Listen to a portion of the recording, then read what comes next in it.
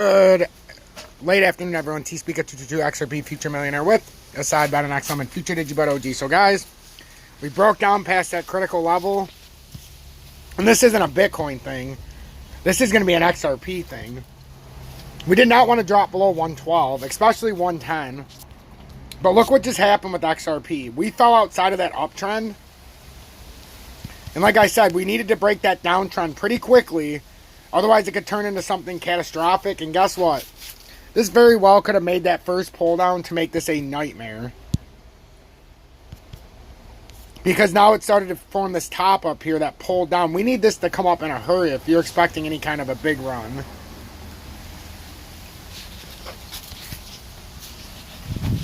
So I thought the stop loss was so important. Like, I mean, 112, to be tight, that's where I would have had it. Because if it breaks 112, then we got to come back to 108 likely, because 110's not going to hold. But my bigger fear is we break out of this downward channel that I even created. And what happens then? Then you're in a free fall mode. This is at a very close level right now, especially when you look at the daily. The way this pulled down over here, that almost looks like the Batman top. So it needs, it just needs to pull up here if it wants to do something. Because now we're getting to these awfully dangerous areas. We don't want to be below 60,000 with Bitcoin.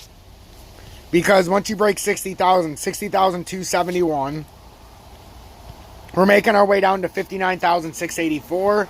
Once you break that, there's nothing between that and 57,682. Then you can see 56,620. And those are the relevant spots. But after a while, when you break down out of here, it's catastrophic. Bitcoin's going to be hard, and it's going to come down fast. It obviously didn't pull up like that. That was the only thing I could come up with to make it go up to that level again. So, once that didn't round the top, I've come back and talked about it. But it rounded down. Bitcoin could be doing a fake out to the bottom side in this 59,684. Even though it went past it, you know, it quickly pulled back up. But look how close that came to breaking this area. We were almost on a free fall down to 57,682. Now we're on the north side of that line.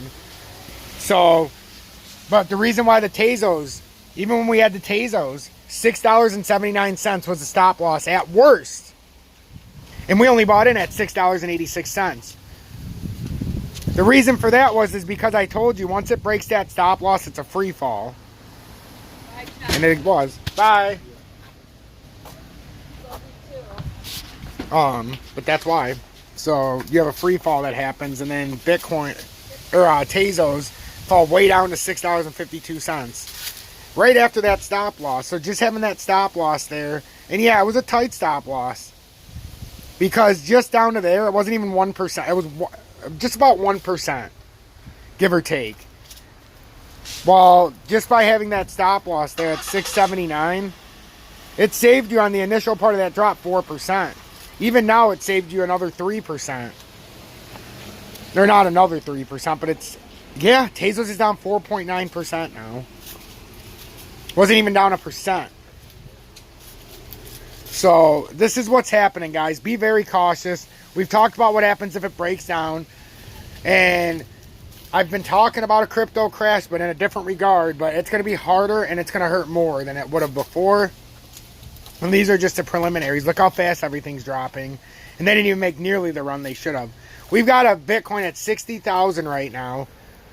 And XRP sitting at $1.09. Let that sink in, ladies and gentlemen, about how we are all collectively being teabagged. I'm not in a position anymore. I've been stopped out long ago.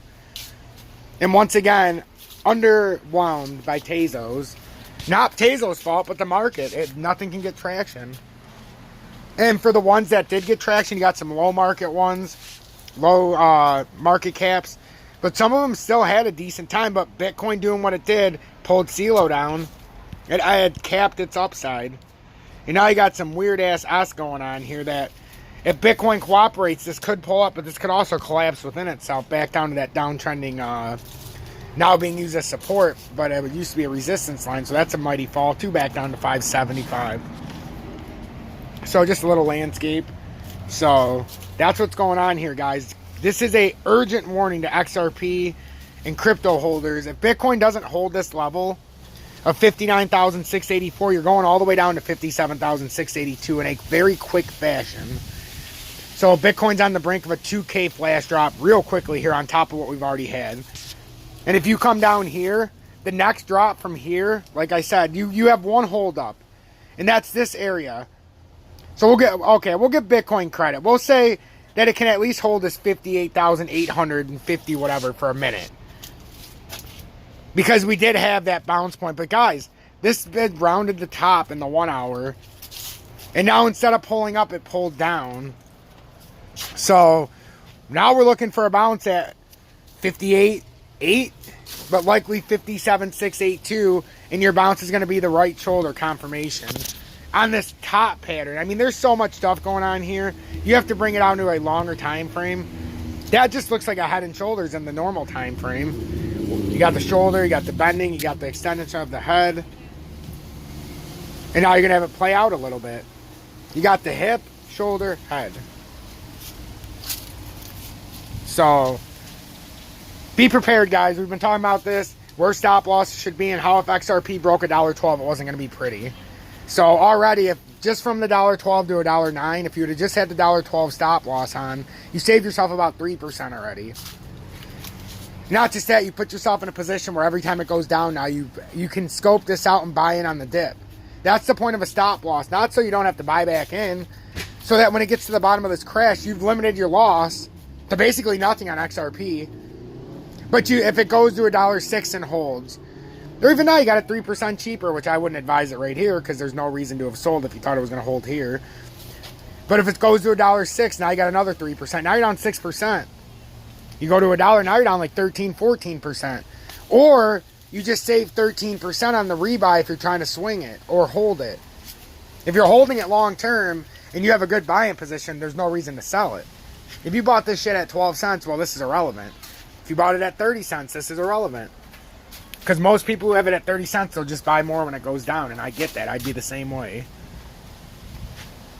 Or 10 cents or whatever. Unless you were confident that we were at an area where we were going to absolutely collapse. This isn't an area where we could absolutely collapse. Now, if we're at 50,000, well, then we might have to make a decision. But there's some swift drops that can happen, and XRP's officially teabagged all of us.